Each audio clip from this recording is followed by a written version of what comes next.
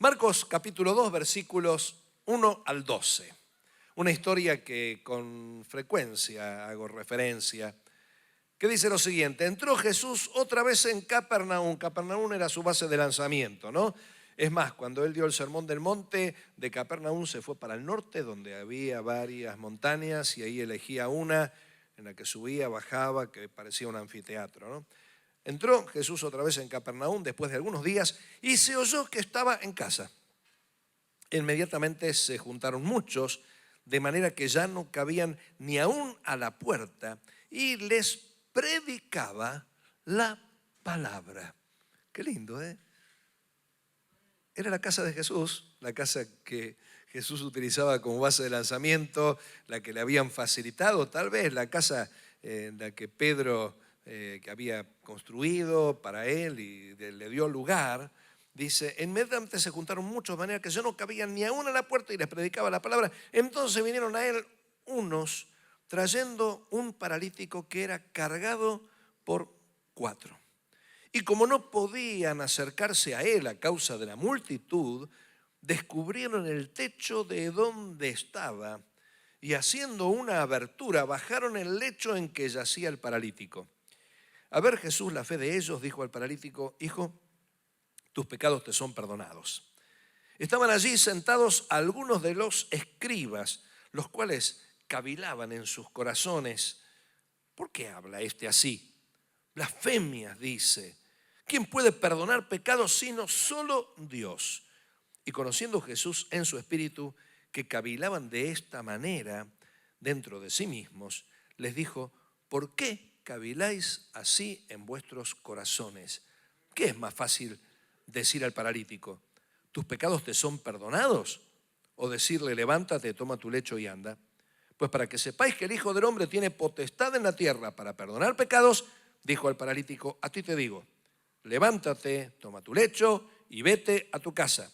Entonces él se levantó enseguida y tomando su lecho salió delante de todos, de manera que todos se asombraron y glorificaron a Dios diciendo, nunca hemos visto tal cosa.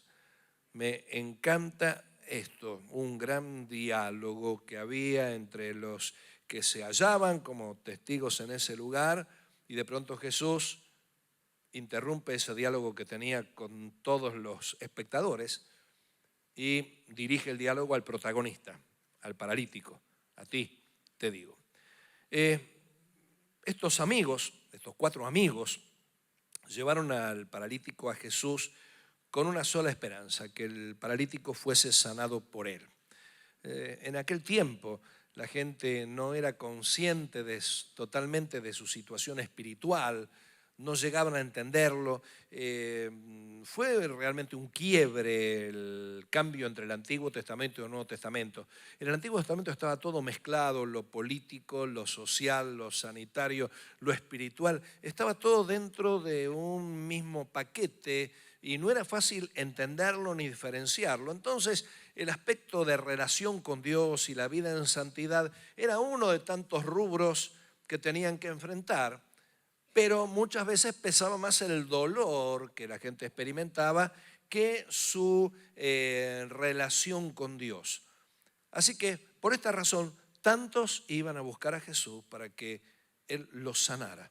Era su necesidad, era su problema. Pero cuando lo pusieron a los pies de Jesús, Jesús no le dio inmediatamente al paralítico lo que él creía necesitar y lo que seguramente estaban pidiendo, sino que le dijo al paralítico lo más importante, tus pecados te son perdonados. ¿Y por qué digo que es lo más importante? Porque si el paralítico hubiera sido sanado inmediatamente, de una, como dicen los pibes, tarde o temprano hubiera muerto de todos modos. Y hoy estamos seguros que el paralítico no está vivo en esta tierra entre nosotros, está pasando, se enfrentó con la eternidad.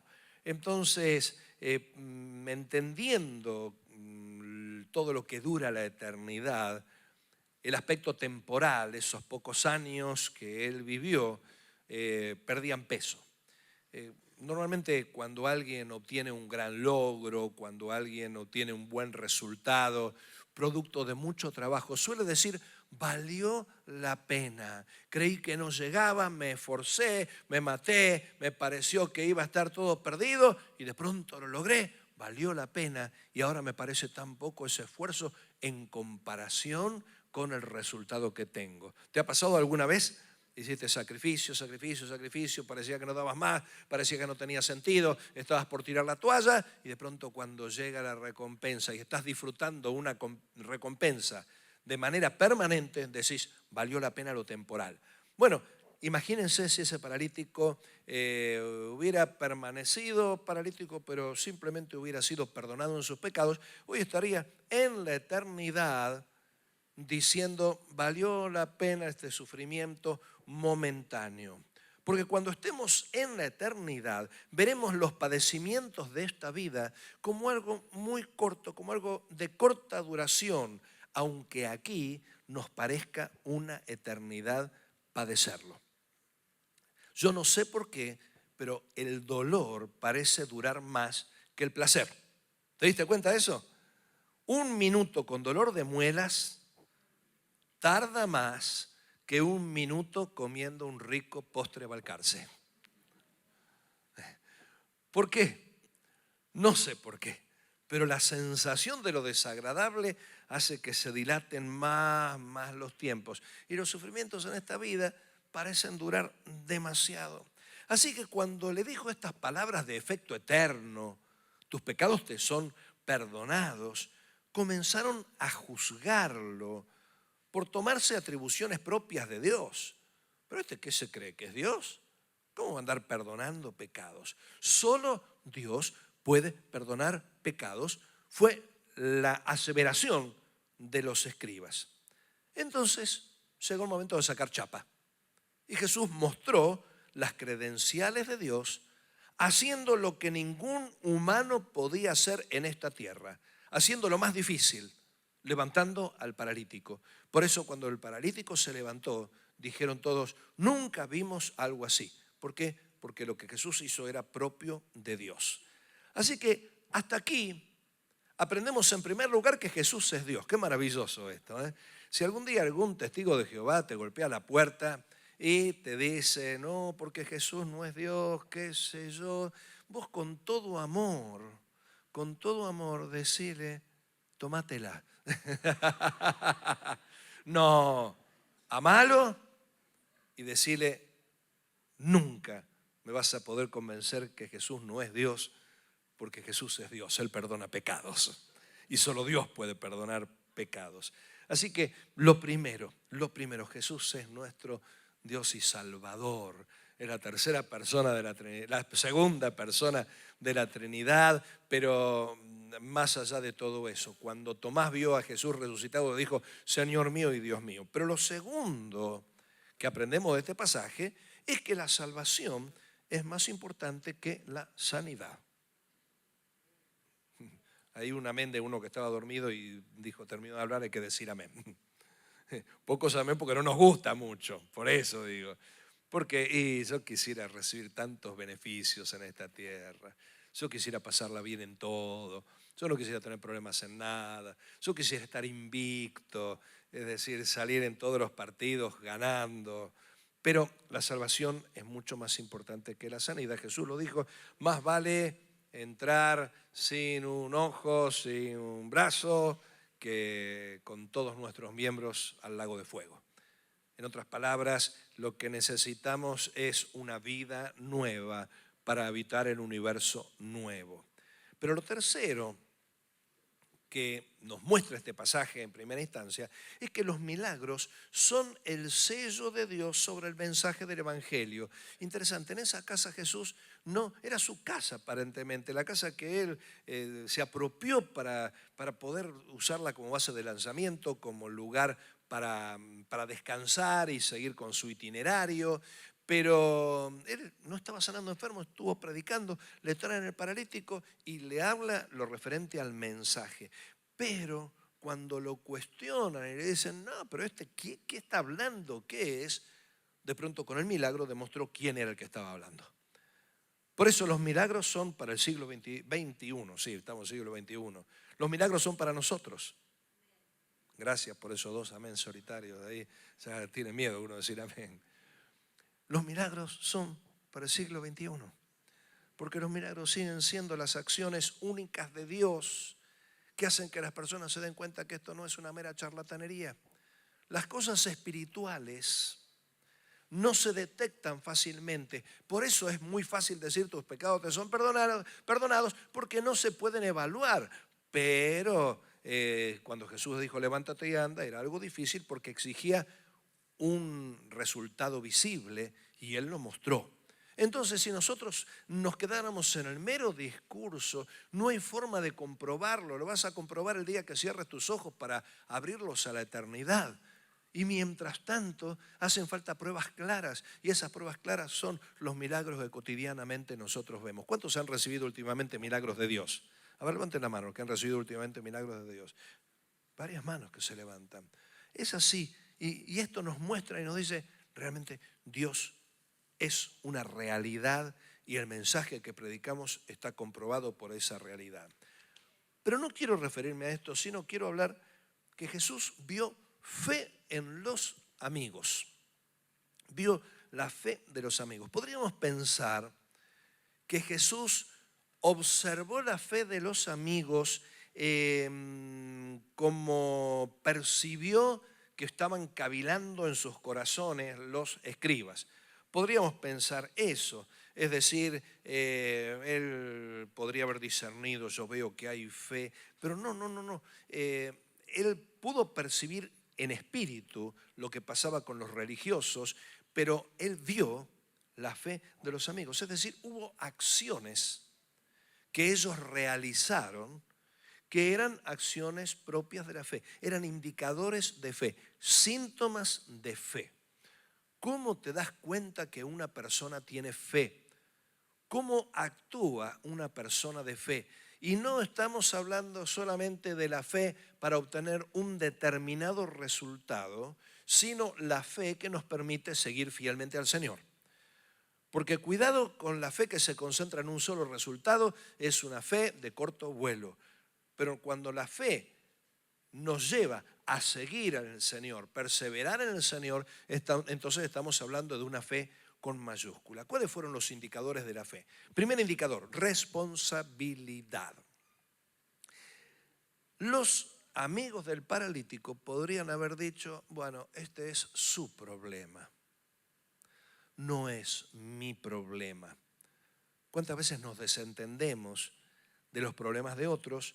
Y bueno, está bien, cada uno lleva su propia carga, pero cuando uno se compromete con algo, uno empieza a decir, ya deja de ser el problema de otro, empieza a ser mi problema. Esto es compromiso.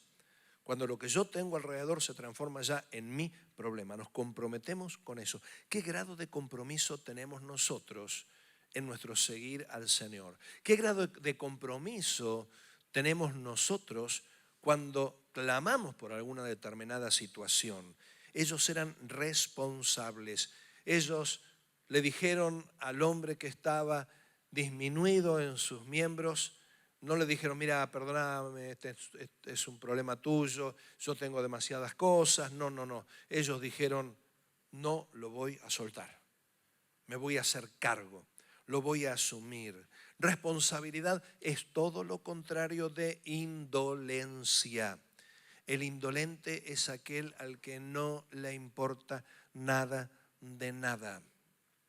Hoy a la mañana leí en el diario una noticia de alguien que ganó en un juicio unos cuantos millones en un local de comidas rápidas. Resulta que la señora resbaló con mayonesa que había un escalón y se pegó un tremendo porrazo con un montón de cuestiones. Y uno de los testigos dijo algo que conmovió al juez, por decirlo de alguna manera. Dijo, ni bien la señora resbaló con algo que después se supo que era mayonesa caída en el piso y cayó desde su propia altura, decían, los empleados del local salieron inmediatamente a limpiar la mayonesa y no ayudar a la señora. Chao. Con esa ya la perdieron de acá a la China. Eso es falta de responsabilidad. Me comprometo con lo que me puede traer problemas. Eso es con lo que me comprometo. Lo que es problema de otro no me comprometo. La responsabilidad incluye tomar las cosas con gravedad, asumirlas, enfrentarlas. Pero la responsabilidad también incluye el ser digno de los resultados. ¿Qué vas a hacer con lo que Dios te conceda? ¿Cómo va a seguir tu vida luego que Dios haga lo que va a hacer? Necesitamos ser responsables, porque cuando uno es responsable, uno aprende a honrar a Dios con el milagro que recibe. ¿Recibiste milagros? Honra a Dios con esos milagros. Reconocelo al Señor. Decí, esto que tengo me da más razones para comprometerme con el Señor. Si vos pedís ligeramente, si vos pedís mal, si vos pedís para algo fugaz, si no aprendés la responsabilidad, seguramente es síntoma de que no hay fe en tu vida. Segundo síntoma de la fe es el esfuerzo. Caminaron con ese peso muerto.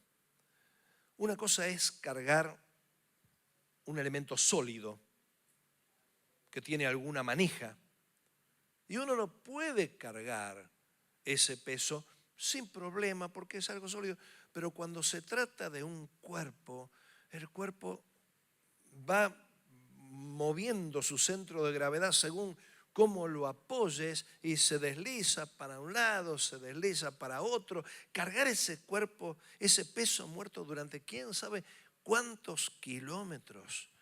Buscaron, recorrieron la casa, miraron lo que podían hacer hasta que de pronto lo único que se les ocurre es subir al techo. Pero no era cuestión de decir, subamos al techo, muy bien, vamos al ascensor, primer piso, salimos a la azotea, ahí abrimos la claraboya. No, tuvieron que buscar elementos de amarre, elementos de sujeción para poderlo subir al hombre entre todos. Tuvieron que cargar el hombre luego y subir al techo. Tuvieron que desarmar el techo, luego bajar al hombre. Eso sí que es esfuerzo. Cómo nos gustan los milagros facilongos. Cómo nos gustan las fes mágicas y sin esfuerzo y fáciles. Nos encanta que Dios haga todo por nosotros como si fuéramos niños. Abre tu boca que yo la llenaré. Y mientras me duermo una hermosa siesta, Dios me alimenta. ¡Ay, qué lindo! Gloria a Dios. Camino en las nubes, pero soy un vago bárbaro. Señor, el Señor provee. Y va a quedar tu calavera así, porque Dios no te va a proveer si sos vago. Dios quiere que seamos esforzados. Me encanta lo que Dios le dijo a Josué. Josué fue testigo de muchos milagros. ¿Por qué fue testigo de muchos milagros, Josué? Porque a él le tocó poseer la tierra, una tierra que estaba infestada de cananeos y tenía que apropiarse, tenía que empezar a pelear las primeras batallas. ¿Cómo hacía él con una generación que no sabía lo que eran los instrumentos de guerra? ¿Cómo hacía para formar una nación que eran descendientes de esclavos y que vivieron una vida demasiado pacífica? Y de pronto tenían que salir a la batalla, tenían que pelear, tenían que enfrentar a los enemigos. Eran caso perdido. Sin embargo, Josué llevó a poseer la tierra. Ahora, ¿cuáles fueron las palabras que Dios le dio a Josué a través de Moisés? Mira que te mando que hagas fiaca y que te las piques. Mira que te mando que te esfuerces y que seas valiente. Necesitamos esforzarnos en lo que hacemos. Necesitamos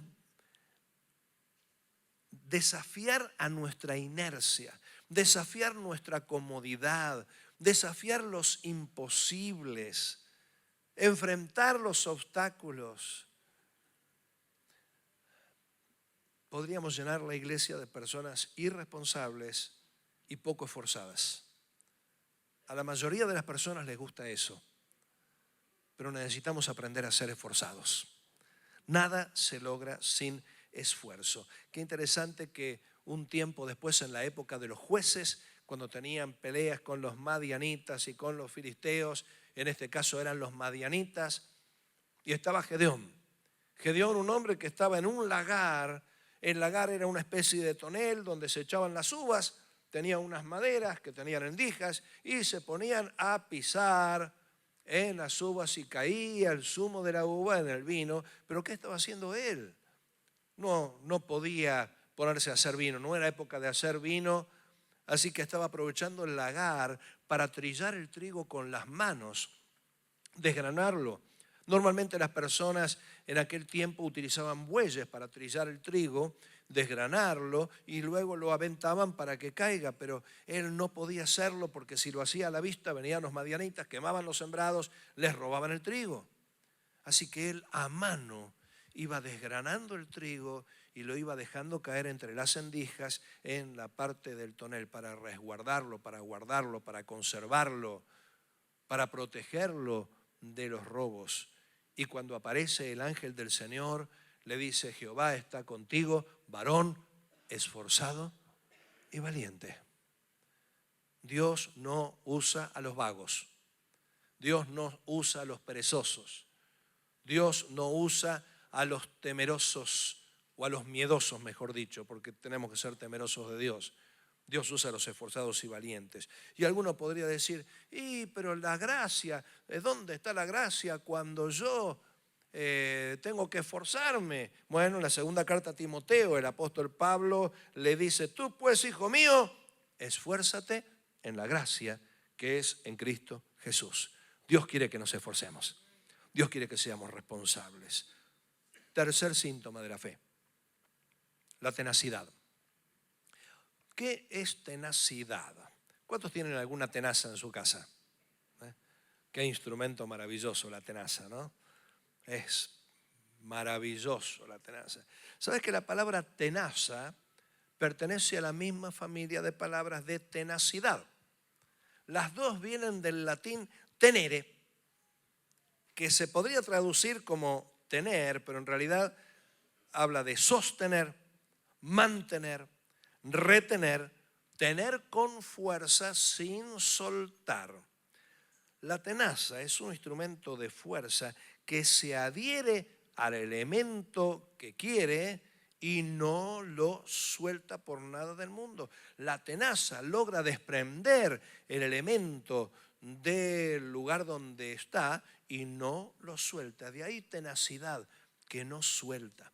Yo trabajé muchos años en la industria textil y cuando se quería medir la resistencia del hilo a la fuerza, se le llamaba tenacidad y se medía en kilogramos, una tenacidad de tantos kilogramos. Entonces, cuanto más corto el hilo, más tenacidad, había una relación entre el largo de un hilo y la fuerza que se ejercía. Necesitamos ser tenaces. Los amigos del paralítico eran tenaces porque no se rindieron ante los obstáculos. Cuando uno encuentra obstáculos, uno puede decir: bueno, listo, hasta aquí llegué, no me voy a esforzar más. Sin embargo, la tenacidad habla de no soltar aunque haya resistencia, no soltar aunque haya oposición, no soltar en los momentos en los que dan ganas de soltar. Uno se adhiere y no afloja. Qué tenaces que fueron aquellos ciegos que siguieron a Jesús durante todo el camino. Jesús estaba entrando a Jericó y los ciegos: hijo de David, ten misericordia de nosotros. Y toda la gente les decía: cállense, cállense. Y Jesús parecía que no los escuchaba. Y nos dice el Evangelio de Marcos que cuando Jesús llegó a la casa, ahí les preguntó: ¿qué queréis que os haga? ¿Te imaginas seguirlo al Señor por todo el camino? clamando sin escuchar la mínima respuesta de Jesús? Se parece mucho a nuestras situaciones a veces, donde clamamos al Señor, donde pedimos al Señor y parece que Jesús está sordo. ¿Alguna vez te tocó experimentar los silencios de Dios? Señor, quiero que hagas esto. Señor, necesito esto otro. Y lo seguís, y lo seguís, y lo ves que está por allá lejos, pero ni vuelta da la cabeza. Y claro, si sos orgulloso, sí, bueno, ¿qué se cree este? Sigo con mi vida. Pero los ciegos continuaron, aunque todo el mundo les decía que se callaran. Ellos siguieron y lo siguieron a Jesús hasta la casa. Y en la casa recibieron el milagro. ¿Querés recibir milagros? Seguilo a Jesús hasta la casa. No te desalientes cuando hay silencio en el camino. No te desalientes cuando todo el mundo te quiere hacer callar. No te desalientes cuando te parece que nadie está de tu lado y que estás solo, rezagado. Vos seguí, que vas a tener un punto de encuentro. La casa era el punto de encuentro. La casa era donde se combinaban el espacio y el tiempo en el que Jesús quería hacer el milagro. Tu milagro tiene un espacio y tiene un tiempo. Y capaz que el milagro tiene hoy su espacio y tiempo. Simplemente tenés que ser tenaz. La mujer sirofenicia, cuando Jesús salió de los confines de Galilea, se encuentra con esa mujer que tenía a su hija endemoniada. Y estaba gritando, Señor, ten misericordia de mí. Y los discípulos le dicen a Jesús, Jesús, echala, que está dando voces detrás nuestro. Y Jesús entonces le habla a la mujer y le dice, yo fui enviado para los judíos, para las ovejas perdidas de Israel, no para los gentiles. No está bien postergar a los hijos para alimentar primero las mascotas. Uno primero alimenta a los hijos y después a las mascotas, por más que las quiera. Y la mujer, en lugar de sentirse ofendida y decir, porque soy gentil, soy de segunda categoría, no. La mujer dijo, tu poder es suficiente como para los hijos y para las mascotas. La mujer dijo, wow, yo tengo hambre. Yo también quiero. Y vos podés alimentar al mismo tiempo. Habló del poder de Jesús. La mujer persistió, insistió, fue tenaz. No sueltes, no abandones, no te rindas. Y Dios va a hacer el milagro. Así que, ¿cómo saber si tenés una fe que te permite perseverar en el camino? Una fe que te permite recibir aquello que querés recibir de parte de Dios. Muy bien, cuando sos responsable, cuando sos esforzado y cuando sos tenaz. Estos tres síntomas muestran que hay fe. Jesús vio la fe de ellos, de estos amigos, porque mostraron responsabilidad, porque mostraron esfuerzo y mostraron perseverancia o tenacidad. ¿Qué es la fe? La fe es la convicción de la voluntad de Dios. Cuando yo confío en la voluntad de Dios, yo tengo fe. Pero también la fe es confianza. Cuando uno tiene fe, uno confía. Por eso, aunque la promesa tarde, espérala, porque el justo vive por fe. ¿Qué quiere decir? La confianza es lo que nos mantiene siguiendo al Señor en justicia. Cuando uno no tiene confianza, hace su propia justicia y deja de ser justo, porque nuestras justicias son como trapo de inmundicia. Pero cuando tenemos confianza, perseveramos como justos en la fe. Pero fe también es fidelidad. Es mantenernos fieles cuando nosotros confiamos. Cuando tenemos la seguridad de parte de Dios, comenzamos a actuar responsablemente en dirección al milagro, diciendo, esto es mi problema, empiezo a hacerme cargo de esta situación. Cuando tenemos seguridad de parte de Dios, empezamos a esforzarnos con las pocas fuerzas que nos quedan. Estoy pensando en aquella mujer que tenía flujo de sangre, 12 años con una hemorragia que la tendría anémica. No se imaginen que la mujer caminaba derechita y tranquila y nadie se daba cuenta de su azote, porque así el Jesús le dice, sé libre de este azote. Una persona con una hemorragia que no para, que no frena, es una persona que está tan anémica que le falta el aire. Cada paso era un esfuerzo. Pero no tenía que abrir paso en camino libre. Tenía que abrirse el paso en medio de una multitud que se apretujaba al Señor. Ella no podía. Y no me lo imagino diciendo a la mujer, bueno, el manto de Jesús volaba como el velo de una novia y la mujer. No. Me imagino que la mujer en su último esfuerzo lo siguió al Señor y veía que ya no lo alcanzaba. Los pies del Señor iban más rápido que los de ella. Se dejó caer a ver si de esa manera tocaba el borde de su manto. La mujer fue tenaz. Cuando tenemos la seguridad de parte de Dios, persistimos con tenacidad sabiendo que Dios es galardonador de los que le buscan. Cierra tus ojos por un momento. ¿Estás necesitando un milagro de Dios? ¿Estás pidiéndole algo al Señor que entendés que es voluntad de Dios? Lo primero, aprende a tener la seguridad que viene de parte de Dios, porque a veces pedimos a Dios cosas que no estamos seguros si Dios las quiere o no las quiere. Entonces no puede haber fe. Y cuando no hay fe, lógico, no va a haber ninguna señal de nuestra fe. Pero si vos sabés y tenés la seguridad que el Señor te dijo, sí, yo lo quiero hacer. La mejor forma de vivir de acuerdo a esa fe es actuando responsablemente, diciendo, voy a asumir este problema, voy a asumir esta preocupación, voy a asumir esta dificultad, lo tomo con responsabilidad, no lo niego, no meto la cabeza en la arena, no me escondo del problema. Lo asumo plenamente, responsablemente, pero también voy a actuar con responsabilidad. Voy a seguir al Señor con responsabilidad. Voy a servir al Señor con responsabilidad. Voy a ser responsable con mi vida. Voy a ser responsable con mis finanzas.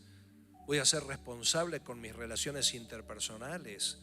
Voy a ser responsable en mi matrimonio. Voy a ser responsable con mi salud. Voy a ser responsable con mi tiempo. Porque esta es la única manera de llegar hasta el milagro. El milagro tiene un momento y tiene un lugar. Vos tenés que llegar a ese momento y a ese lugar. Y mientras no seas responsable, no vas a llegar a ese momento y lugar. Necesitas esforzarte en la gracia. ¿Qué es lo que Dios quiere que hagas? ¿Cuáles son los movimientos que tenés que emprender? ¿Cuáles son los pasos que tenés que dar? ¿Qué tenés que enfrentar? ¿Qué cuestas arriba tenés que hacer? Necesitas ser tenaz. No orar y después olvidarte. Y si Dios quiere hacerlo, que lo haga, y si no, no. Ser tenaz. Orar sin desmayar. Comprometerte con la oración. Persistir. Hasta que escuches la voz de Dios que te diga sí o no. Tenacidad. Agarrar y no soltar. Si en esta mañana viniste a la espera de un milagro, hay un tiempo y hay un lugar para ese milagro. Como te dije, capaz que soy. Pero Dios espera que actúes con responsabilidad, con fuerzas y con constancia. Si querés recibir ese milagro de Dios, pero estás dispuesto a mostrar estos indicadores de fe, te invito entonces a que te pongas de pie, solo si estás necesitando un milagro de Dios y estás dispuesto a actuar con responsabilidad, esfuerzo y tenacidad. Vos sabés qué áreas tenés que modificar en tu vida.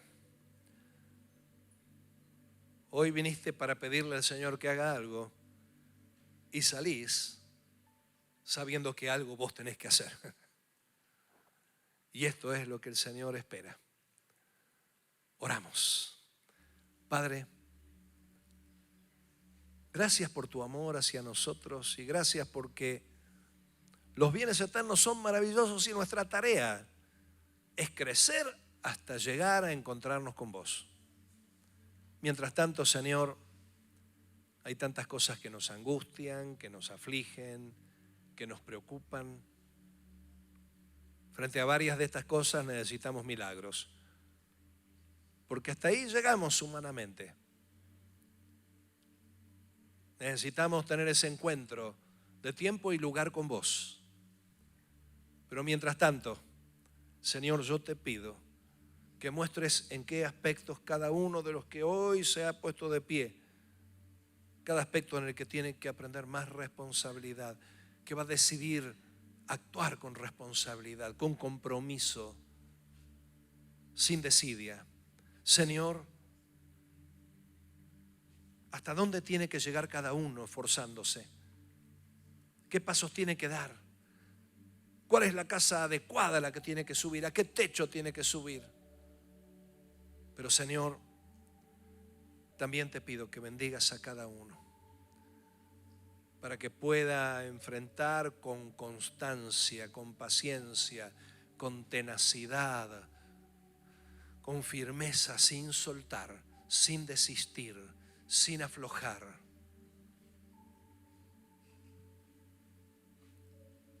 Frente a circunstancias adversas, frente a malas noticias, que los que están en pie puedan tomar las decisiones adecuadas para que llegue el momento y lugar del milagro. Señor, gracias porque sos un Dios de milagros que los hace inteligentemente. Gracias por tu sabiduría. Confiamos en vos. En el nombre de Jesús. Amén. Que Dios te bendiga y tengas una hermosa mañana. Nos vemos en la semana.